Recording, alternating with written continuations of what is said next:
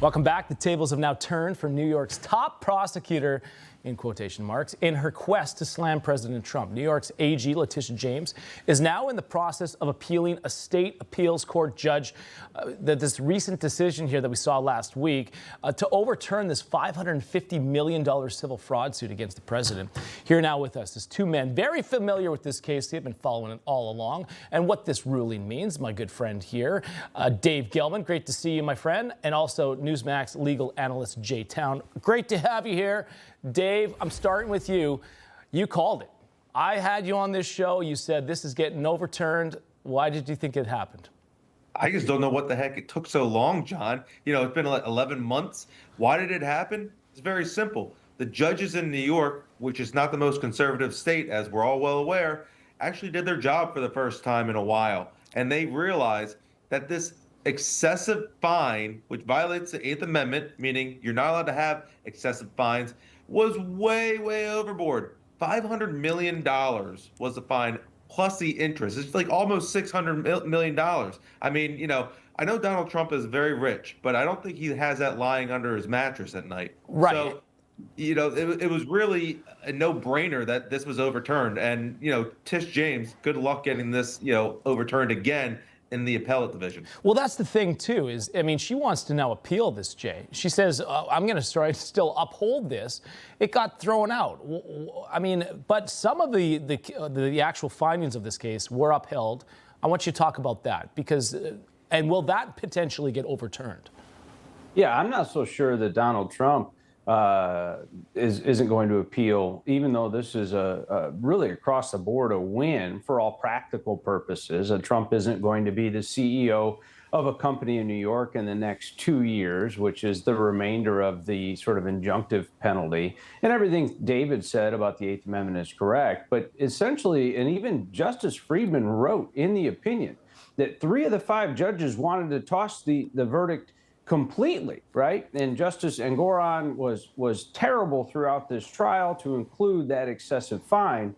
And to draw a sports analogy, Justice Friedman wrote, a sports analogy, It is as if a team is awarded a touchdown without crossing the goal line just to get the game over with. And so I think Trump's appeal stands better chance than Big Tish. Here's the thing, Dave. I mean, from the get-go, of Tish James wanting to run for this position. I want to play this soundbite. This is what she said. Watch.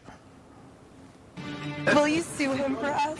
Oh, we're going to definitely sue him. We're going to be a real pain in the ass. I will never be afraid to challenge this illegitimate president. We need to focus on Donald Trump. We need to follow his money. What is fueling my soul right now is Trump. This illegitimate president! I mean, she ran on it. She clearly stated she was going after him. In this judgment here, though, is that specifically what she all find the crime? Is that what she was doing?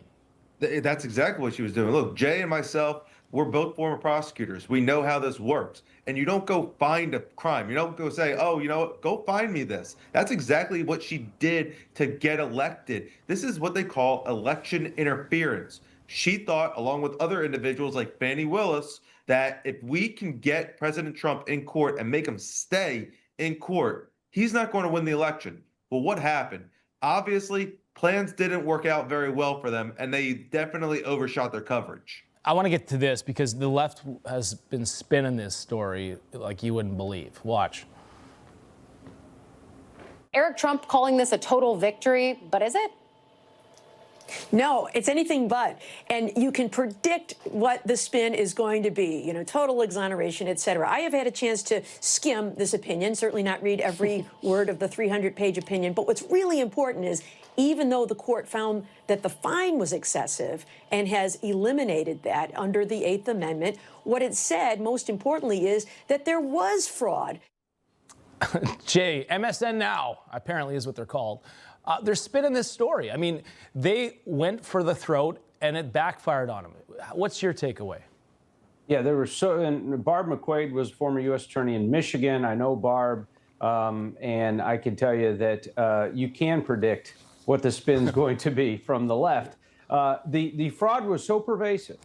It was so there were so many victims of Trump's fraud that the appellate courts gave those victims a replenishment and the retribution of $0.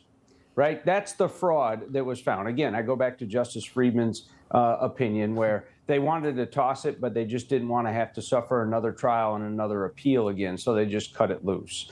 That's all this was by the appellate court. Yeah, and here's everybody got paid back. And this goes on all the time in New York City. But it went after a case, and it clearly backfired. David Gelman. Remember, Mar-a-Lago is worth $18 million. Donald, I'll take two, Mr. President. We'll go buy I'll it. take The three two. of us, we can buy that right now. You boys are gonna put your money together and buy a Mar-a-Lago. Is that what's happening here? That's right. That's right. We're gonna have a great club there. Don't worry. All right. All right. Dave Gelman, J-Town. Always a pleasure. Great to see you both.